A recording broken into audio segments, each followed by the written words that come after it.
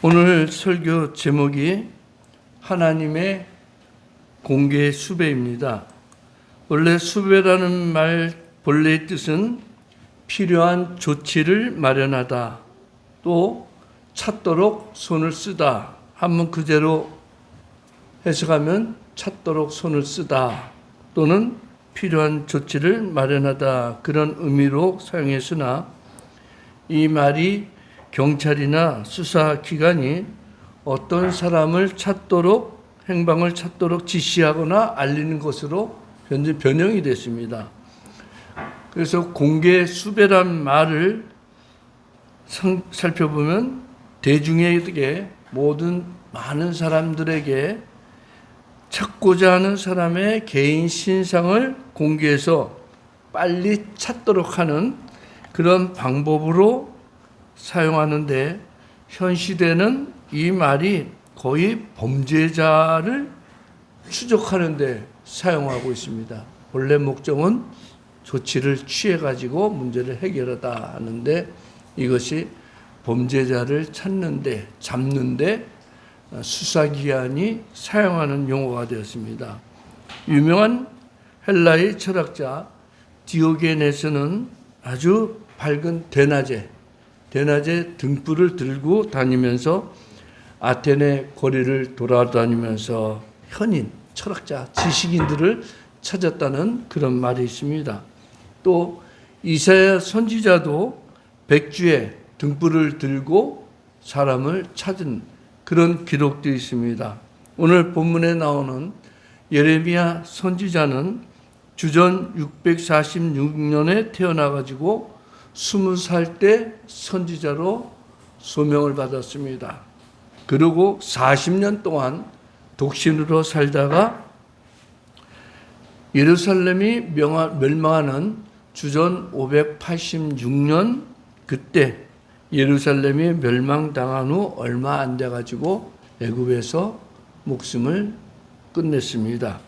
그러니까 예레미야 선지자가 20대의 청년 때 사명을 받아가지고 60살 때 죽을 때까지 40년 동안 하나님의 예언, 거의 죄를 지적하고 하나님의 말씀으로 돌아오라는 그런 예언을 했는데, 지금 예언한 시기가 주전 615년으로, 즉 예루살렘이 멸망하기 30년 전, 그때서부터 하나님은 예레미야 선지자를 통해서 회개하라고 강조했는데, 무려 30년 동안 예언을 하고 죄를 지적하고 하나님의 심판을 선언해도 남유다 사람들이 마음이 흔들리지가 않았습니다. 그만큼 죄로 완전히 양심이 타락됐기 때문에 누가 무슨 말을 해도 듣지 않고 자기가 하고 싶은 대로 죄에 빠졌습니다. 이미 북이스라엘은 멸망당했는데도 불구하고 그것을 보고도 우리는 괜찮다 하고, 또 일부 타락한 선지자들은 하나님의 뜻은 멸망과 심판이 아니라 하나님의 사랑과 자비다, 하나님은 우리에게 평화를 주신다라고 거짓 예언을 했습니다. 결국 이러한 시대에 하나님께서 예레미야 선지자를 통해 갖고 예루살렘을 다녀서 의인 한 사람이라도 찾아봐라, 아예 수배령을 내렸습니다. 그럼에도 불구하고 하나님이 찾는 의인이 나타나지 않아서 결국 예루살렘을 멸망당한 것입니다. 이런 차원에서 오늘 본문에 나온 하나님이 찾는 한 사람, 즉 하나님의 공개 수배라는 제목으로 말씀을 전할 때, 여러분 자신이 하나님이 찾는 사람인지 한번 스스로 상고해 보는 시간이 되기를 바랍니다. 먼저 첫 번째, 하나님께서 공개 수배한 한 사람, 어떤 사람을 찾는가? 첫 번째는 정의를 행하는 사람을 찾습니다. 1절 상반절에 보면 너희는 예루살렘 거리로 빨리 다니며 그 넓은 거리에서 찾아보고 알라. 너희가 만일 정의를 행하며 진리를 구하는 자를 한 사람이라도 찾으면 내가 이 성읍을 용서하리라.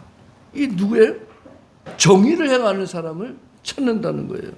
지금 하나님께서 심판을 예고한 데가 어디예요? 예루살렘입니다. 예루살렘은 하나님의 선택받은 백성들이 사는 곳입니다. 그리고 이 예루살렘 성에는 하나님을 믿고 하나님의 경배하는 아브라함의 후손들이 그곳에서 모여 삽니다. 또 예루살렘 성 안에는 여러분들이 잘 아는 하나님의 성전이 있습니다. 그래서 예루살렘 성보다도 더 유명한 곳이 예루살렘 성 안에 있는 하나님의 성전, 솔로몬 왕 때 만든 그 아름답고 거룩한 성전이 있는 곳입니다. 하나님의 성전이 있기 때문에 자연히 예루살렘 성은 하나님께 제사 드리는, 예배 드리는 곳의 중심 센터가 된 것입니다.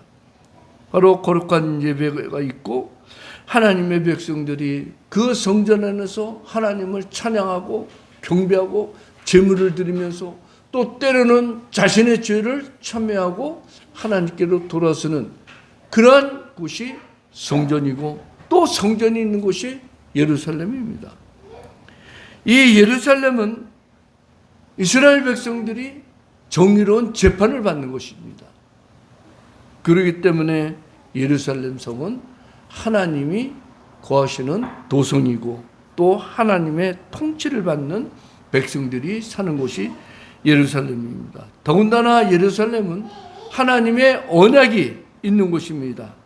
그래서 하나님의 관심이 집중되고 온 세계 그 수많은 화려한 도시보다는 하나님은 예루살렘을 집중해서 바라보고 예루살렘 성전에서 예배드리는 자기 백성들을 중심으로 보고 있는 것입니다.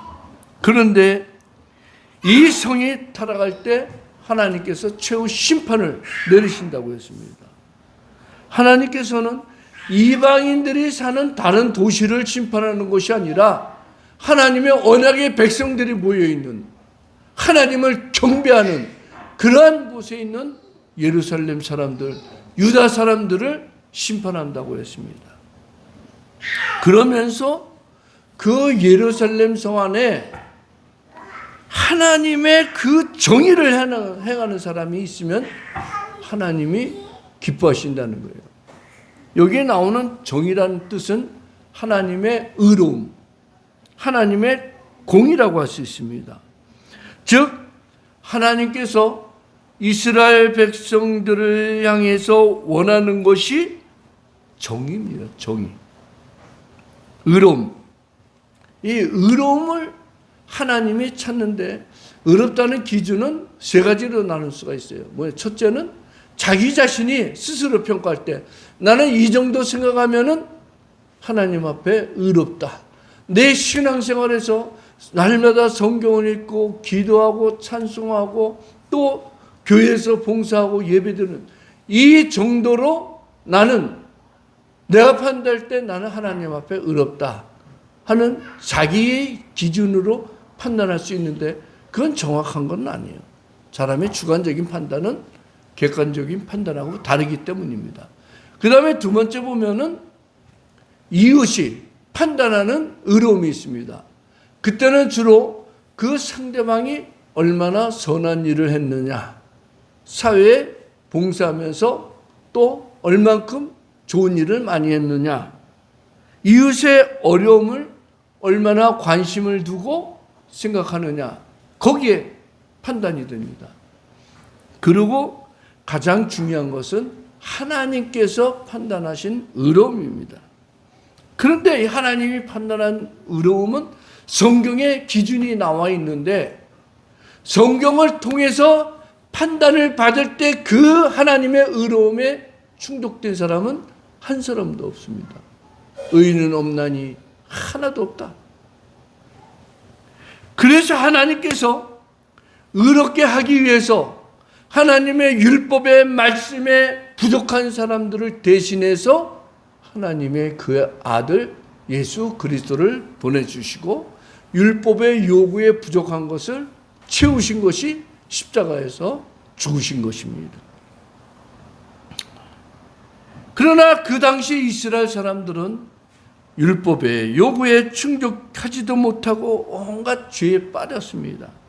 그리고 하나님 자리에 우상을 세워놓고 또 사람의 마음의 지성소, 즉 마음의 지성소는 하나님이 존재하는 곳인데 그 마음의 지성 속에 온갖 탐욕으로 가득 채웠습니다. 그래서 하나님께서 공의를 행하는 사람을 한 사람이다 있으면 내가 이 성을 용서하겠다고 한 사람을 찾는 것입니다. 두 번째로 하나님은 예루살렘 성 안에서 진실하게 사는 사람을 찾는다고 했습니다. 1절 중반절에 진리를 구하는 자를 한 사람이라도 찾으며, 이 진리를 구한다는 것은 진실하게 산다는 것을 의미합니다. 헬라어로는 믿음하고 같은 뜻으로 사용됩니다. 진실하게. 그 진실하게 사는 사람이 하나님 보실 때 한 사람도 없다는 거예요. 하나님 마음이 얼마나 아프겠습니까? 그러면서 유대 사람들은 예루살렘 성 안에 들어가고 또 성전에 들어가서 하나님의 이름으로 맹세를 합니다. 중요한 것은 살아계신 하나님의 이름으로 맹세하면서도 그 맹세를 지키지 않는 헛된 맹세만 한다는 거예요. 그러니 하나님 보실 때 얼마나 가증스러워요. 차라리 하나님을 찾지나 많지. 근데 사람끼리 약속할 때나 꼭 하나님의 이름으로 맹세한단 말이에요. 지금도 마찬가지입니다. 입술로는 주여 주여 하면서 실상 마음은 온갖 다른 것으로 가득 찬 사람들이 많이 있는 것, 하나님이 탄식하는 거예요. 하나님은 지금도 이 대한민국을 향해서 지구촌을 향해서 산 사람을 찾고 있습니다. 그런데 사람들은 각각 자기 기준으로 모든 것을 해결하겠다고 합니다. 하나님은 대한민국을 지켜낼 의인을 찾고 있는데 어느 때보다도 하나님이 찾는 의인, 하나님 마음에 맞는 사람이 필요한데 전부 다도 각자 생각이 틀립니다. 정치가들은 탁월한 정치가, 유능한 정치가가 있으면 이 나라를 살린다 거짓말칩니다. 기업가들은 능력 있는 경제인이 나라를 부강시킨다고 말합니다. 교육자는 모든 사람들이 많이 배우고 잘 배워서 지성으로 채우면 나라가 잘 된다고 합니다. 언론인들은 나라의 언론이 살아야지 나라가 지켜진다고 하지만 그 언론인들 전부 다 거의 거짓말만 하고 있습니다. 언론에 보도 안 되는 것이 얼마나 많습니까? 노조들이 장악하고 있어갖고 언론이 타락해버렸습니다. 옛날에 독재시대 때나 군부정권 시대 때나 언론은 살아있었습니다.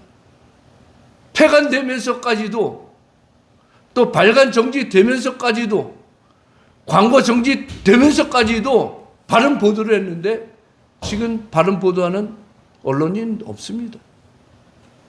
우리가 모르는, 온통 모르는 정보 부재 속에서 삽니다. 그러나 또 군사 전문가들은 막강한 군사력이 있어야 이 나라를 지킬 수 있다고 그럽니다. 아니, 부분적으로는 다 맞습니다. 그런데 포괄적으로는 틀립니다. 포괄적으로는 어때야 나라가 삽니까? 하나님은 의인이 있어야지 나라를 살려준다 이거죠. 의인이 없을 때 하나님이 심판하지 않습니까? 전쟁은 여호와께 속한 것이다. 전쟁이 일어나는 모든 배경을 보면은 하나님이 심판으로 전쟁을 사용하는 거예요. 기근이 있으면 조금 지나면 회복됩니다. 경제적으로 어려우면 다시 회복될 수 있지만 전쟁으로 하나님이 심판할 때는 총체적으로 혼란당하는 거 아닙니까? 그래서 하나님은 의인 한 사람을 찾는 거예요. 그 의인 한 사람이 하나님을 위해서 진심으로 하나님을 찾고 나라를 위해서 기도한다면 그 의인 한 사람 때문에 심판을 안 하시겠다는 거 아니에요. 성도 여러분, 하나님이 왜 예루살렘을 다니면서 공의롭고 의롭게 사는 사람을 찾습니까? 그 이유가 두 번째 나옵니다. 한 사람 의인으로 말미암아 예루살렘을 구원하기 위함입니다. 1절 하반절을 보면 너희가 만일 정의를 행하며 진리를 구하는 자를 한 사람이라도 찾으면 내가 이 성을 사하리라. 2절에 보면 그들이 여호와께서 살아계심을 두고 맹세할지라도 실상은 거짓 맹세라. 그 시대 배경이 2절에 있어요. 하나님 살아계심을 믿고 또 맹세를 하는데 실상은 거짓이라 이거죠. 하나님을 자기 인생의 도움으로 이용만 하는 거예요.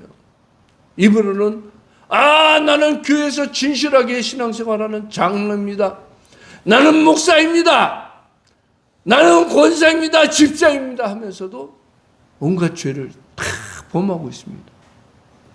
참 요새 유튜브 보기도 창피해요. 정말 대형교회 목사들이 타락해가지고 세계에서 제일 큰 교회 목사도 7층에서 떨어졌는데도 뉴스에 나오지도 않아요. 얼마나 창피합니까?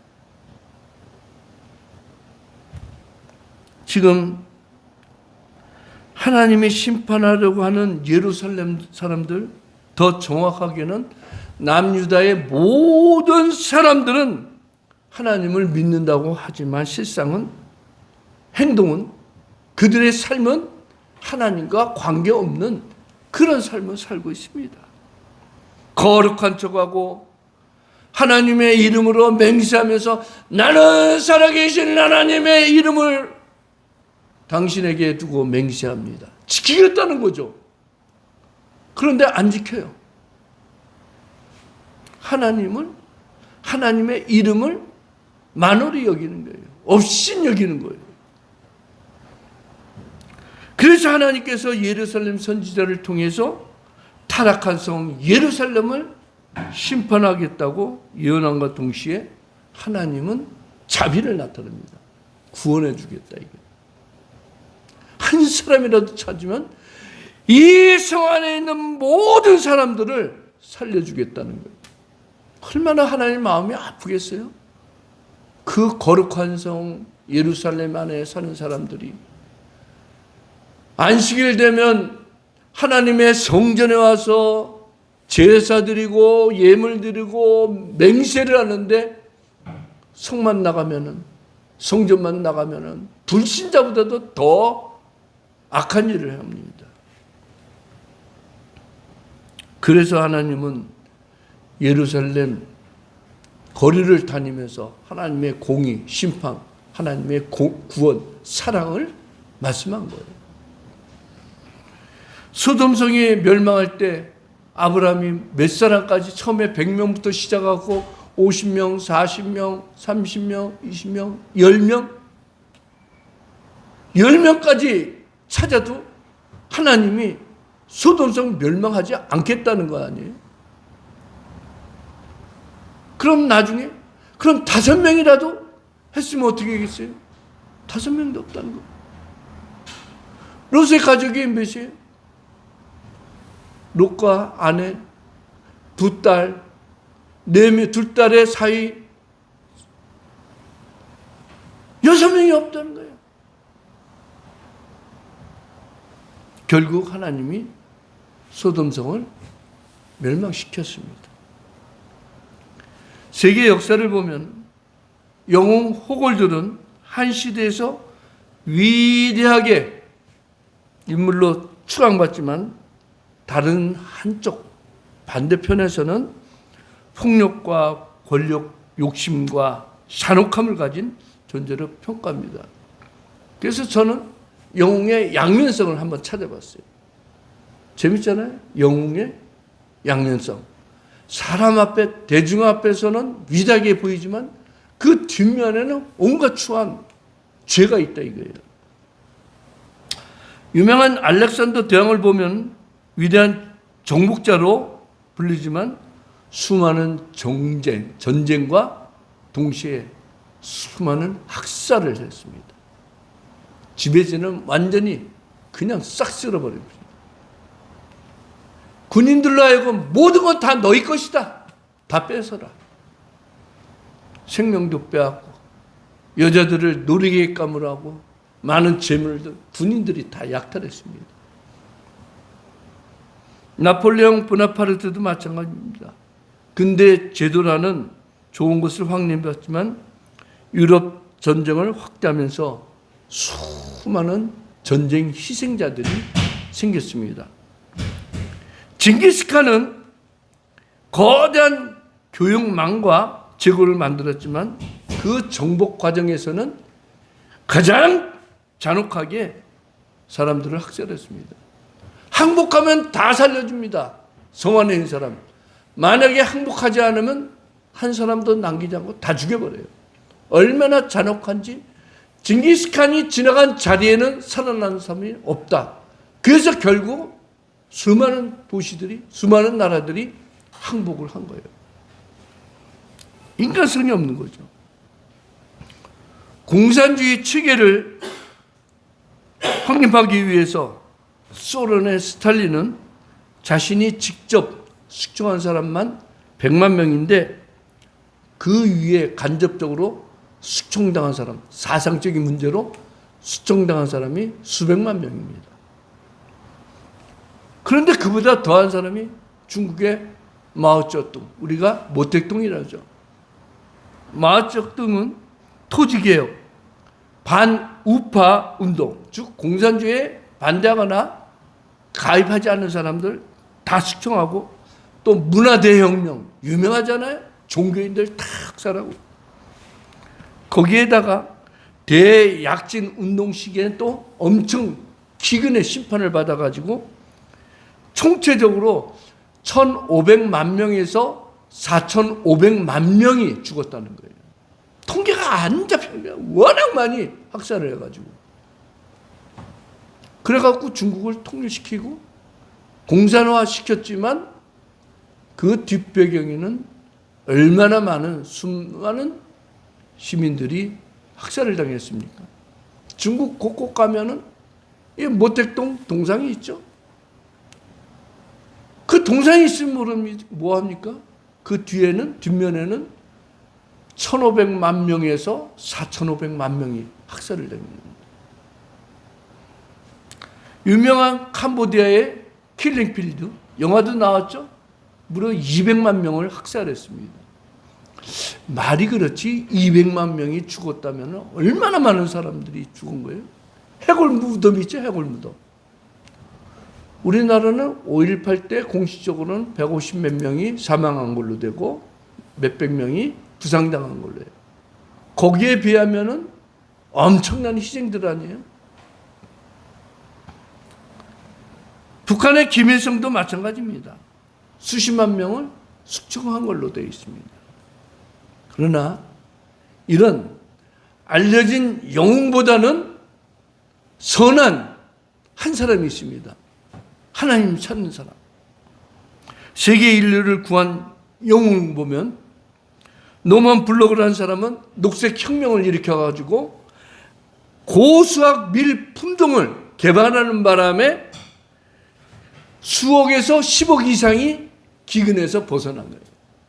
밀 품종을 하나 제대로 개발하는 바람에 수많은 사람들이 굶주림에서 해방됐죠. 그런데 그 이름을 아는 사람은 별로 없단 말이에요. 하지만 우리가 초등학교 때부터 배운 거 있죠? 에드워드 제너. 제너가 무엇을 발명했습니까? 천연두 백신. 그 천연두 백신, 그걸 개발하는데 기초를 세워갖고 결국은 백신이 만들어서 전 세계에서 천연두병이 사라졌잖아요. 몇십 년 전만 해도 얼굴에 곰보라고 그러죠. 목사님 시대 때까지만 해도 곰보가 좀 있었어요. 근데 그 이유는 지금은 없잖아요. 천연두 때문에 그런 거예요. 또 알렉산더 프레밍 무엇을 만들었죠? 항생제, 페니실린. 펠리신 때문에 수억의 사람 환자들이 살아날 수 있는 거예요. 정말 이 사람들이 영웅이죠. 살리는 영웅. 그러나 세계 사람들은 영웅을, 사람을 누가 많이 죽였느냐, 얼만큼 많이 정복했느냐, 그걸 기준으로 따집니다. 사람들의 생각이 썩어서 그래요. 많이 정복한 것이 영웅이 아니라 많은 사람들을 구한 것이 영웅이죠. 실상은. 마지막 세 번째, 오늘 설교의 핵심입니다. 나는, 그럼 과연 나는 하나님이 찾는 의인인가? 예레미야 시대에는 하나님이 정의롭고 공의롭게 사는 사람, 진실하게 사는 사람을 찾는다면 신약 시대는 누굴 찾느냐? 요한복음 4장 23절에 보면 하나님께 참으로 예배하는 자들은 신령과 진정으로, 옛날 거는 영과 진리로 예배하는 자가 올 때가 오느니 곧 이때라. 아버지께서는 이렇게 자기에게 예배하는 자들을 예배하는 자를 찾는다는 거예요. 하나님은 지금 누구를 찾아요? 영과 진리로 예배드리는 사람을 찾는다는 거예요. 그렇다면 나는 진정으로 하나님께 영과 진리로 예배드리는가? 아니면 형식적으로 어쩔 수 없어서 교회 와서 예배드리는가? 하나님은 영이니까 우리가 드리는 예배도 영적으로 드려야 되는 겁니다. 하나님은 진리니까, 예수 그리스도 자신이 진리니까 우리 또한 진리로 예배를 드려야 되는 거예요. 그렇지 않고 내 마음의 욕심으로 내 마음의 소원을 이루기 위해서 예배드린다는 것은 바로 하나님이 버릴 대상이라는 거예요. 예배는 온전히 하나님께로만. 어떤 사람들은 하나님의 말씀의 진리보다 자신의 욕구를 충족시키기 위해서 예배를 드립니다. 하나님께 자신을 드리기보다는 자기 만족을 충족시키기 위해서 예배를 드립니다. 하나님은 지금도 한 사람을 찾고 계십니다. 여러분 중에 진실한 한 사람을 찾고 계십니다. 여러분 가정에서 여러분 한 사람이 가정의 파수꾼이 될 때 하나님은 그 가정을 지켜주십니다. 여러분이 예배드리는 이 순간에도 하나님께 진심으로 예배드리는 그 사람 때문에 교회는 살 수 있습니다. 여러분의 직장, 또 이 나라, 여기서 하나님은 진심으로 찾는다면 여러분 때문에 여러분 직장이 잘 될 것이고 이 나라가 하나님의 축복을 받을 거예요. 그러나 우리가 조심해야 될 것이 있습니다. 나 말고 네가 찬 사람이 되라? 대부분 그러죠? 아니에요. 남이 아니라 내가 한 사람이 돼야 돼요. 하나님 찾는. 하나님 마음에 맞는. 내 한 사람이 하나님 중심으로 올바로 있다면 하나님의 나 때문에 나와 관계된 한 사람, 모든 사람 다 구원해 주신다 이거예요. 예루살렘에서 한 사람만 있다면 그 성을 심판하지 않는다. 나 때문에 내 가족이 잘 돼야 되고, 나 때문에 내 직장이 잘 돼야 되고, 나 때문에 우리 교회가 잘 돼야 되고, 우리 교회가 잘 됨으로 대한민국이, 세계가 하나님의 축복을 받아야 되지 않아요? 전 최근에 중국 시진핑을 향해서 하나님 심판해달라고 기도해요. 목사가 그런 기도하면 안 되죠. 근데 그런 기도해요. 왜? 중국에 있는 모든 선교들 다 추방시켜버렸어요.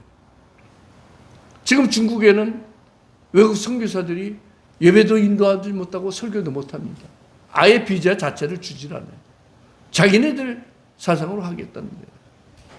중국의 3자 교회가 공식적으로 인정되어 있죠. 그러나 그거는 공산주의에 거기에 지배를 받아요. 지도 감독을 받아요. 설교도. 그래서 중국에는 가정교회들, 자그마한 교회들이 많이 있죠. 하나님, 저 시진핑 심판해 달라고.